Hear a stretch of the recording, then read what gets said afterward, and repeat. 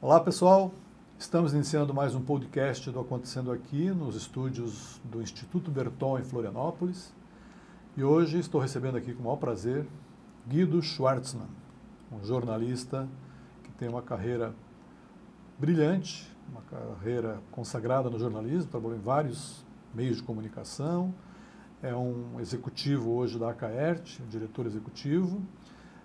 Tem no seu portfólio uma passagem importante em televisão aqui do Estado, mestre de cerimônia, tem voz de locutor e hoje dirige a entidade que é uma das mais importantes do nosso Estado. Vamos falar aqui sobre rádio e televisão, as mídias tradicionais. Guido, obrigado por ter vindo, um prazer a gente conversar contigo aqui.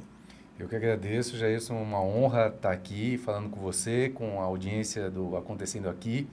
Obrigado pela tua generosidade aí na apresentação. Espero estar à altura disso tudo aí que você falou. Se eu errei, corrija. Onde é que eu falei? Jamais, está tudo certo. Então tá, Guilherme. Você está na Acaerte pela segunda vez. Você já esteve uma época lá, depois foi para o SBT e voltou para lá, promovido, digamos assim. Hoje a entidade está aí sob seu comando em várias áreas dela, porque ela é uma entidade muito grande. E eu queria te perguntar inicialmente, para quem não sabe, né, poucos provavelmente da nossa audiência não conhecem, o que é a Acaerte? Qual é o propósito dela? Você está fazendo 45 anos este ano. O que é a Acaerte? Jailson, a Acaerte, a sigla explicada é a Associação Catarinense das Emissoras de Rádio e Televisão. Ela tem como missão, como propósito de existência, defender os interesses dessas empresas associadas. O objetivo principal não é só cuidar dos interesses das emissoras, mas também garantir todo o ecossistema, fazer com que todo o ecossistema da comunicação de Santa Catarina seja um ecossistema virtuoso e que tenha os mesmos propósitos, ou que seja, um ecossistema que esteja saudável do ponto de vista financeiro e também do ponto de vista informativo, que seja bom para os anunciantes e seja bom também para a audiência. Então, e nisso a gente inclui outros players que fazem parte desse ecossistema, com agências de publicidade, órgãos públicos, portais como o próprio Acontecendo Aqui, ou seja, todas essas, a gente fala os stakeholders, essa palavra em inglês, mas na verdade são todos os parceiros estratégicos que fazem parte, né, desse ecossistema ao redor da Associação Catarinense das Emissoras de Rádio e Televisão, que através dos seus associados ajudam a manter todo esse ecossistema forte e pujante. E qual é a origem das receitas da Acaerte? É uma entidade forte e o dinheiro para sustentar tudo que vocês fazem, que é muita coisa que vocês fazem durante um ano, quais são as receitas da Acaerte? A Acaerte ela tem um modelo de prestação de serviços ao seu associado, né, que inclui um enxoval muito grande de serviços, que vão da área técnica, a representação institucional, a área política, a área jurídica, né, a área comercial e a área de conteúdo. Esses seis braços de serviços ao nosso associado, tem alguns deles que têm modelos de negócio que geram receita para a entidade, e com isso a gente consegue se viabilizar. Como o objetivo de toda a entidade não é gerar lucro, ela é apenas ter uma sustentabilidade financeira para que tudo o que origine de receita seja convertido em serviço para o nosso associado. Entre os serviços que a gente destaca, por exemplo, são as pesquisas que a gente realiza anualmente sobre o segmento, as campanhas, os eventos. Então, muito também para justificar o propósito da entidade, que é ter esse lado educativo, ter esse lado social, justamente complementando um pouco a resposta anterior, da gente cuidar de todo esse ecossistema. Então, às vezes, devolvendo em educação é uma dessas formas. Sim. E numa série de serviços que o nosso associado pode utilizar estando associado com a gente. E também com algumas atitudes de apertar a muleira, né? De alguns segmentos da sociedade. Eu lembro que vocês, por muitos anos, trabalharam contra a pirataria, né? Com emissoras clandestinas, eu não lembro nem se o nome era esse, mas as chamadas, entre aspas, comunitárias, que foi um incômodo durante muito tempo. Como é que está isso? Está diminuído, está controlado, ou ainda tem muito estorvo disso? Existem 3 categorias, né, de emissoras. Existem essas emissoras que são clandestinas mesmo, que são as rádios piratas, vamos dizer assim, que hoje em dia não são apenas rádios, elas às vezes são web rádios, né? A internet ela reduziu muito a barreira de entrada para o novo player. Antes ele precisava emitir um sinal de radiodifusão, hoje em dia não necessariamente. Há menos de um ano, por exemplo, houve um caso de uma dessas emissoras que clonou o sinal e a programação de uma emissora nacional, que eu não vou citar os nomes aqui, até para não expandir o delito, vamos dizer assim. Sim. Mas o cara basicamente gravava a programação do dia anterior e reproduzia no dia seguinte, Bandido. de uma emissora nacional, isso na internet. Nós identificamos, notificamos, essa web rádio saiu do ar. Também temos as rádios piratas, que são rádios que daí emitem a frequência e que muitas vezes tem até um risco para a sociedade muito grande. Por exemplo, aqui no entorno do aeroporto, por exemplo, isso pode incorrer um risco para a navegação aérea. Aconteceu menos de um mês. Isso, exatamente. Uma rádio famosa nossa aqui. Foi identificado. Foi um erro ali, um erro qualquer que houve ali. Foi identificado que era um espúrio gerado por uma frequência, uma sobreposição de frequência de uma rádio comunitária. Qual o perigo disso? Mas isso foi resolvido, né? Enfim. E aí existem as rádios comunitárias, que elas estão legalmente instituídas e elas podem operar normalmente, mas elas têm uma série de restrições de abrangência de sinal e também de atuação do ponto de vista de captação de receita. Então, isso que eu ia perguntar. Elas podem veicular publicidade? Não, publicidade pode. Na forma da publicidade não. Elas podem apenas no formato de apoio cultural. E são esse tipo de, vamos dizer assim, de ilegalidade que a gente combate através das vias judiciais, que são as vias, o fórum adequado para discutir esse tipo de ilegalidade, que na verdade é uma punição cível, né? E que nos casos em que a justiça entende que houve aí um exagero ou uma incoerência, né, nessa atuação dessa emissora, a emissora ou ela é notificada ou ela às vezes tem que retirar aquela propaganda do ar, ou muitas vezes até ela é suspensa por alguns dias. Já teve casos de transmissores, inclusive apreendidos nos casos de reincidência grave. Então essa é a atuação. Você me perguntou se ela continua. Sim, continua, infelizmente, mas a entidade, a CAERT, ela tem uma atuação muito, vamos dizer assim, profissional nessa área. A gente não é contra a existência dessas emissoras. A gente apenas preza que, assim como as rádios comerciais e educativas, que são nossas associadas, que as rádios comunitárias também atuem conforme o que a legislação prevê. Bom, vocês fizeram no ano passado forte, né, a campanha fake news, contra as fake news, que não é do ano passado, ela é anterior até. Tem o Pense Rádio, Pense TV, que também é um alvo de vocês. E tem um do Pense Podcast, uma coisa assim, que é... Você Podcast. Você Podcast. Isso. E o que está previsto nessa pegada de levar o rádio e a televisão como veículos de confiança para a comunidade em 2025? Já tem algum programa, tem algum lead definido? Em 2025, a gente deve atuar muito mais em encontros regionais. Esse é o foco, pelo menos, desse primeiro semestre, que serão encontros presenciais com os nossos associados. Provavelmente, a gente vai ter a presença do Sinapro também, numa aproximação maior com as agências de publicidade do interior. Importante. Tentando ligar esses dois ecossistemas, né? Tentando ligar o rádio e a televisão regional, com também as agências de publicidade regionais. Então, a ideia é levar conteúdo para o interior. Então, vai ser uma atuação muito mais segmentada para um público desses stakeholders que a gente falou no início da nossa conversa, e não tanto uma campanha publicitária para o grande público.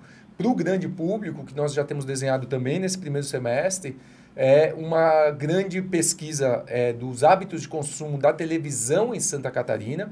E essa pesquisa, aí sim, vai gerar uma campanha com um enxoval completo de comunicação, com ações em televisão, com ações em rádio também, apesar de ser uma pesquisa da televisão, e também em redes sociais e, inclusive, físico. Então, essas são as duas grandes ações para esse primeiro semestre do ponto de vista de atuação da entidade. Bom, a pesquisa de rádio foi amplamente divulgada na televisão, né, em tudo quanto foi veículo. e falava-se ali em 80% do catarinense ouvir rádio, números absurdamente, não surpreendentes, mas positivos, né? Então, para a alegria dos radiodifusores, a pesquisa confirmou a importância do rádio nas comunidades. Vocês estão numa fase de conclusão com o Instituto Cântaro Ibope de fazer a televisão, também como hábito, como tendência de consumo. Já tem alguma coisa que você possa dizer ou ainda é top secret? Os dados a gente não pode revelar porque eles ainda estão sendo... Não houve o lançamento oficial, mas o que eu posso te dizer é que aquilo que nós vamos dizer assim, instintivamente sabíamos se confirmou, como, por exemplo, a forte afinidade do catarinense com o conteúdo regional, especialmente com o conteúdo noticioso regional, que é algo que a Caerte sempre defendeu, né? De que por que é o diferencial, né, dos veículos regionais? É porque ele fala das coisas que impactam a vida do catarinense. Isso se confirmou na pesquisa para nossa alegria, reforçando que aquilo que nós instintivamente já sabíamos, e muitas das emissoras, por pesquisas que elas realizavam individualmente enquanto empresas, né? Mas agora nessa pesquisa ampliada de meio e de todo o estado, isso também se confirma. E também a credibilidade do meio como um todo para a sociedade, e também, especialmente, como resultado efetivo para o meio publicitário. Então, esses 3 pilares para nós foram muito satisfatórios do ponto de vista de constatação na pesquisa realmente nisso, uma pesquisa estadual, presencial e com todos os critérios muito rígidos nesse sentido. Então, assim, o que eu posso te adiantar é que esses 3 pilares se confirmam na pesquisa, que depois o Acontecendo Aqui com certeza vai ter acesso e vai poder detalhar melhor. Muito obrigado. Quando você faz uma pesquisa de audiência, você está mostrando a audiência daquele momento. Ou caiu um avião, ou morreu o Papa, alguma coisa assim que dá um pico de audiência, ou então aquela linearidade. Uma pesquisa dessa de hábitos, de tendências, ela mostra um pouco mais a consistência do meio, né? A fidelidade, o engajamento, né? Que pouco se fala na televisão, fala muito na internet, mas eu acho que a pesquisa vem confirmar isso. Ou estou equivocado? Não, sem dúvida. É o hábito, né? A pesquisa ela vai detalhar esse hábito, né? O que afinal, esse público da televisão gosta de ver, como ele gosta de ver, em que horários ele prefere ver. Né? Não é uma pesquisa de audiência, é uma pesquisa de consumo. Né? É mais ou menos como a gente faz uma refeição. Eu prefiro comer proteína no almoço e no jantar ter uma refeição um pouco mais leve. Então é isso, ele não vai me dizer assim se eu como mais frango ou se eu como mais peixe. Sim. Não, ele vai me dizer assim, não, no almoço, exato, no almoço eu prefiro proteína, de manhã eu tomo mais fibras. Exatamente. Então é basicamente isso, ele vai me mostrar, vai me dar uma visão geral do cardápio. Muito legal. Em 2024 vocês fizeram muitas entregas e uma das novidades que foram levadas tanto para as emissoras quanto para as agências e anunciantes, foi o Rádio Health. Você podia falar um pouquinho, se vocês já apuraram o antes e o depois dessa campanha? Sim, o Rádio Health, ele derruba um mito muito grande que existe no nosso meio, de que o rádio e a televisão não estão se renovando do ponto de vista da tecnologia, né? O Rádio Health... Se não renovar, não vai para o ar, né? Exato, e sempre foi tech, né? Sempre foi muita tecnologia embutida, né? Mas nós falamos pouco sobre isso. E talvez seja uma autocrítica que o meio precise fazer, de dizer quanto de tecnologia embarcada que todos os dias a gente leva para o ar, né? E o Rádio Health é justamente isso, é um software de gestão comercial que nos ajuda a ter um olhar preditivo sobre a mídia. O que isso quer dizer? Esse sistema ele é capaz de identificar um comercial, quantas vezes ele tem que ser exibido, em que faixas horárias ele tem que ser exibido, de forma preditiva. Ou seja, nós programamos aquele comercial, se nós identificamos que uma das emissoras não veiculou ou está com material trocado, deveria ser o Acontecendo Aqui número 1, mas está programado o Acontecendo Aqui número 2, o sistema ele nos emite alertas que nos avisam, olha, a rádio A, a televisão B, ela está veiculando conteúdo 2, mas deveria ser o conteúdo 1. A rádio A ou a rádio B deveria ter veiculado às 7 horas da manhã e não veiculou. Com isso, nós conseguimos agir em tempo de avisar a parte interessada, seja a área de operações ou seja o próprio gestor da emissora, com que ele consiga corrigir. Vocês controlam isso aqui em Florianópolis? Exatamente, em tempo real. Na Caert? Na Caert. Que tamanho tem o painel? Porque deve ser o painel igual ao da NASA, né? São quantas emissoras? São 265 emissoras, Mas, e 280, incluindo as emissoras de TV também, né? Pois é. Mas é que a gente segmenta por clientes. E aí, na segmentação por clientes, fica um pouco mais fácil, não precisa ser um painel tão grande. Por quê? Porque, na verdade, a grande maioria faz tudo como está no planejado, no mapa de mídia. Sim. São as exceções que nós tratamos, e as exceções são poucas. São poucas. Então, sendo poucas as exceções, o trabalho não é tão volumoso. O que é importante dizer? Que desde o momento que a gente iniciou esse projeto, que é liderado pela Lisa, na nossa área comercial, Lisa Rocha, nossa diretora comercial, ele já conseguiu uma redução de 370% no abatimentos de mídias que poderiam ter falhas de veiculação. Olha só. Ou algum tipo de erro. Que dinheiro é isso? Não, é um dinheiro... é um dinheiro que... O percentual é grande, né? É um dinheiro que iria se perder, né? É um dinheiro que, como a gente não tolera a reprogramação daquela mídia, né? A gente... Seria um dinheiro deixado na mesa, como a gente diz de uma forma muito popular. Inclusive, essa tecnologia, no ano passado nós sediamos em conjunto com o SET, uma etapa regional do SET, que deveria ter acontecido em Porto Alegre e não aconteceu, e aconteceu em Florianópolis. E pela primeira vez apresentamos isso ao mercado, mostrando essa tecnologia inovadora, o quanto ela é inovadora e quanto ela é importante para anunciantes e para as emissoras e para o mercado de uma forma geral. Fortalece a confiança do anunciante e das agências de que o meio está ali, que não tem chabu. Exatamente. No passado tinha muito engodo. Exatamente. Eu fui anunciante em empresa grande, o grande problema era buscar o que tinha sido realmente levado ao ar. Né? Exato. Isso já tinha ficado no passado há muito tempo, porque hoje a documentação para comprovação ela é muito rígida, né? Cada inserção, cada plano de mídia gera em torno de 6 documentos de comprovação, de exigência legal de veiculação, inclusive com notas fiscais e uma série de outros documentos comprobatórios. Então, essa parte já estava vencida do ponto de vista de confiabilidade do meio. Mas o que nós estamos fazendo agora é aumentando a eficácia. Sim, instantaneidade. Né? Exatamente. E isso para o anunciante é importante. Às vezes o cara botou 2 comerciais naquele dia e falhou, e aí ele deixou de vender. Exatamente. Né? Então, é isso que nós estamos evitando. Preditivamente evitando essa falha. Legal. Para 2025, acho que a grande entrega será o evento 45 anos. Quais são os carros-chefes aí? Eu conheço um que é o Memorial Caert, que é sensacional ter aquilo pronto, né? Imagino. O que mais vem aí para registrar esses 45 anos? Então, a Caert vai ter uma atuação discreta nesses 45 anos. A gente não deve fazer algo muito grande, até porque fizemos um evento grandioso, o Congresso Caert no ano passado. Vai ser difícil superar aquilo lá, foi em todos os aspectos. Né? Que bom que você Next gostou. Continua sendo Next? A gente provavelmente vai discutir isso no fórum, porque é feito um presidente, né? É constituída uma comissão que é responsável por isso, acredito que sim, porque foi um conceito novo inaugurado. Tivemos também o Talks, que foi por uma área de conteúdo. Este ano a gente terá o encontro de OPEX, que é justamente para essa área responsável pela operação das emissoras, né, que trata direto com aquele software que acabamos de falar.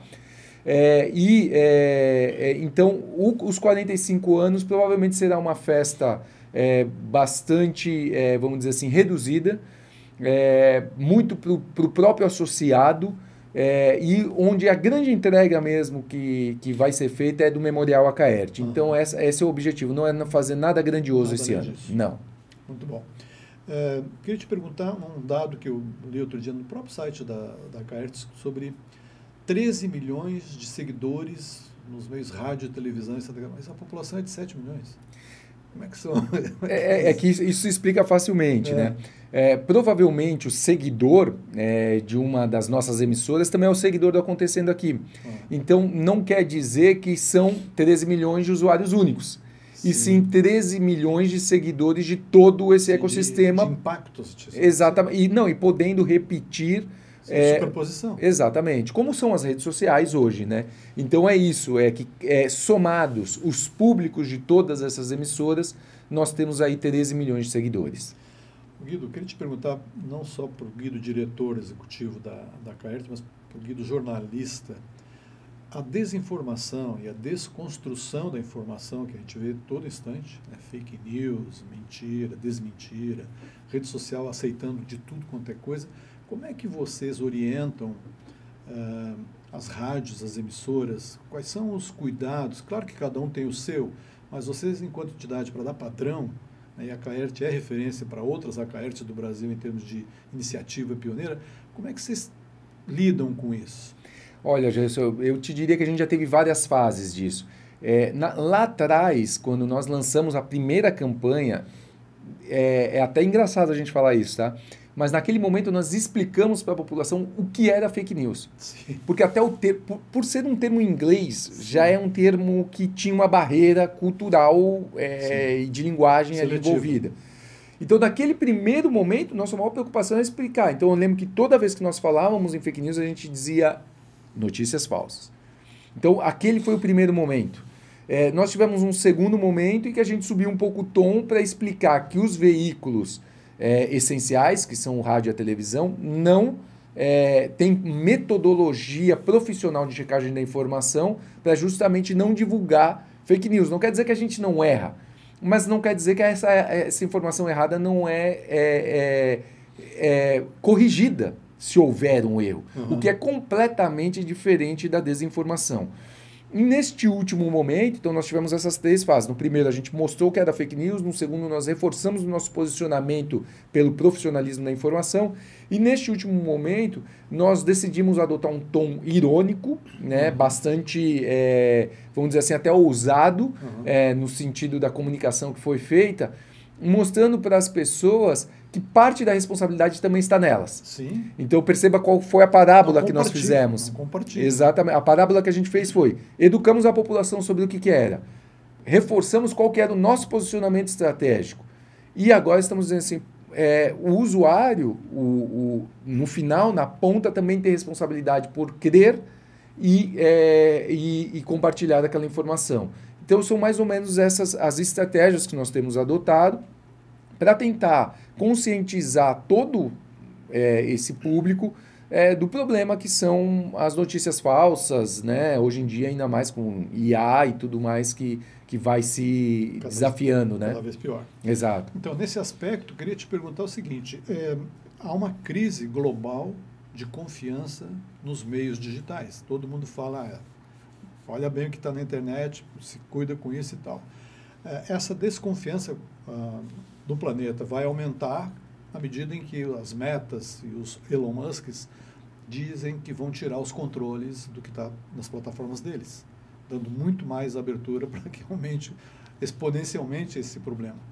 Você vê isso como uma ameaça aos meios de comunicação ou uma oportunidade para o rádio e a televisão se apoderarem da confiança e da seriedade? Eu acredito que é uma oportunidade para nós, né? Porque nesse momento, justamente por a gente ter um sistema profissional de confirmação e divulgação de informações, é o grande momento onde a gente se diferencia, né? É a oportunidade que nós temos para reforçar quais são os compromissos editoriais que as emissoras de rádio e televisão têm de compromisso com a checagem dos fatos, com ouvir várias versões, com ter pontos de vistas contraditórios, de vários espectros políticos, inclusive. Então, a pessoa que, o leitor, o telespectador, o ouvinte, que tiver disposto a consumir um conteúdo profissional, ele sabe onde procurar esse conteúdo, que são os veículos que fazem isso tradicionalmente há muitos anos. Nós temos emissoras completando 100 anos em breve aqui em Santa Catarina. Então, não é da noite para o dia que a gente constrói essa credibilidade. Então, eu acredito sim que é uma oportunidade. É claro que é difícil convencer uma pessoa de um conteúdo falso quando aquilo reforça um ponto de vista dela. Então, também... Tem que explicar um pouco mais para ela. E a pessoa também tem que, muitas vezes, ser confrontada com a informação, às vezes do círculo próximo de confiança dela, com informações daí sim verdadeiras para ela entender, pô, não, realmente, o meu ponto de vista, apesar de reforçar o meu ponto de vista, essa informação é falsa. Você concorda com a ideia de que o rádio é um oásis nesse terreno árido que é a internet? Olha, o rádio, muita gente já quis decretar a morte do rádio e eu acredito que o rádio, felizmente, ele já passou pelo seu maior ponto de inflexão. Porque muita gente decretou a morte do rádio quando a televisão surgiu, decretaram novamente agora quando a internet veio, e o fato é que a digitalização fez muito bem ao rádio, em muitos aspectos. Muitas das nossas emissoras, por exemplo, fazem o que nós estamos fazendo aqui. Né? O podcast nada mais é do que um programa de rádio na internet para que o consumidor possa ver e ouvir quando ele quiser. Então, eu brinco que a internet deu cara ao rádio, que por muito tempo foi apenas voz.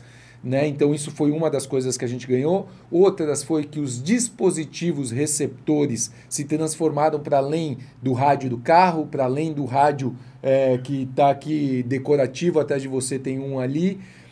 O rádio virou o celular, um aparelho receptor, a Alexa, pode ser o próprio desktop, então ele amplificou a voz do rádio. Sim. E, finalmente, uma outra característica que foi muito benéfica para o rádio em todos os sentidos foi de que o Brasil, pela dimensão continental que tem, não teria veículos de informação capazes de estar em todos os locais, de ter uma afinidade regional. E a gente tira isso aqui por Santa Catarina. Regional e local, né? Local, exatamente. Lá na cidadezinha, não sei de onde. Exatamente. Então, o rádio acabou se diferenciando também por isso, porque ele passou a ser essa fonte de informação local, regional, vamos dizer assim, suprindo essa demanda da população, essa carência da população por ter informações da sua cidade, da sua região, né, do seu entorno. Então, essa combinação deu sobrevida ao rádio. E para a gente finalizar, um fato que tem sido pouco explorado pela comunidade publicitária de uma forma geral, é que o CPC e o CPM do digital tem aumentado exponencialmente, Jailson. Essa que é a verdade. Sim, a programática já não é mais R$8. Exatamente. Né? O leilão da programática tem aumentado significativamente os custos de marketing no digital. E o rádio voltou a ser extremamente atrativo num CPM. Né? Então, às vezes as pessoas não se dão conta disso e de que dentro do próprio rádio existe sim a mesma segmentação que você vai conseguir no digital, porque existem programas por faixas etárias, por classes sociais, programação musicais que falam com públicos diversos. Então, um verdadeiro gestor de marketing, se ele não leva o rádio como um produto dentro do enxoval de comunicação dele, ele está negligenciando uma das principais mídias para atingir o público final, o que é extremamente perigoso e pode ser extremamente oneroso para o cliente que ele atende, seja a própria empresa para o qual ele trabalha, ou seja a agência que está prestando um serviço para diversos clientes. Né? Ele pode fazer um cross-mídia com peças específicas por meio e avaliar aí qual que deu resultado. Isso é uma técnica simples de fazer. Exatamente. Inclusive, pesquisas mostram que justamente esse portfólio completo de comunicação que é mais efetivo. Sim. Se você... É a clássica, né? Se você cesta. coloca... Exatamente. Se coloca todos os ovos numa cesta, a cesta cai e você perdeu toda a tua estratégia, né? É basicamente isso. Ô Guido, estamos chegando no nosso tempo final aqui. Queria te pedir uma coisa. Nova gestão, nova diretoria, 2025 que tem uma eleição nova. Dá uma ideia quando acontece, já tem alguém? Dá uma atualizada na audiência. Ainda não chegamos nessa etapa. A gente está recém na primeira fase, aí no primeiro trimestre do ano. Isso deve ser uma discussão que deve ser startada só para o final do ano. Final do ano? Exato. A Caerte ela tem uma tradição de 2 ou 3 anos a gestão? São 3 anos de gestão. 3 anos, tá. E a Caerte ela tem uma tradição de ter sucessões. né? Então, isso sempre foi muito bem construído, nunca houve uma disputa eleitoral. De reeleição. Ou de duas chapas concorrendo. Exato. É consenso. Exato, é uma construção, né? Então, e essa construção é uma construção que, inclusive, não parte pela parte executiva e nem operacional da Acaerte. É uma prerrogativa dos dirigentes que são eleitos, né? Então, são os nossos vice-presidentes, é o nosso conselho superior, que faz parte dos ex-presidentes, e principalmente do nosso presidente, Fábio Bigolin, que vai, no momento em que for adequado, startar esse processo. E que vai provavelmente ser formalizado no dia da eleição, que serão comemorados também os 45 anos da Acaerte, tudo em conjunto. Então deve ser um grande dia de Assembleia Geral para essa deliberação, o anúncio dessa sucessão, e aí sim a gente vai tomar conhecimento de quem será essa diretoria que vai ser responsável pela Acaerte nos próximos 3 anos. Isso será no mês de novembro? No mês de novembro. Bem final do ano mesmo. Exatamente, bem no final do mandato, exatamente, coincide as datas, né? Bom, essa câmera está olhando para você, eu também estou, mas ela que vai receber a tua mensagem final para agências, para anunciantes, para acadêmicos que estão estudando comunicação, do teu ponto de vista, um recado para eles. Tá bem, eu queria agradecer a oportunidade de estar acontecendo aqui, acho que é uma audiência extremamente qualificada, é uma audiência que sabe de comunicação e que preza pela comunicação, e nós que somos profissionais da comunicação, a gente sabe o quanto isso é importante, porque hoje a comunicação ela acabou ficando, vamos dizer assim, um tema comum e que muitas pessoas que realmente não entendem do assunto querem opinar, então acho que esse é um grande diferencial. Ainda bem que nós temos um fórum como acontecendo aqui para poder amplificar essa discussão de profissionais de comunicação para profissionais de comunicação e que sendo profissionais de comunicação, que vocês nunca deixem de olhar para o rádio e a televisão com a posição estratégica que ele tem, com a importância regional que esses nossos veículos têm, porque quando a gente fala de Santa Catarina, o desenvolvimento sustentável do Estado passa pelo rádio e pela televisão aqui no estado. Então, acho que esse seria o meu recado, que qualquer estratégia de comunicação bem feita precisa levar esses veículos em consideração para o sucesso. Muito bom. Viu? Quando eu falei no início quem era o cara, olha aí. Eu gostei muito de conversar com o Guido Schwartzman. Obrigado por ter vindo aqui, Guido. E acho que vocês também gostaram. Até a próxima. Obrigado.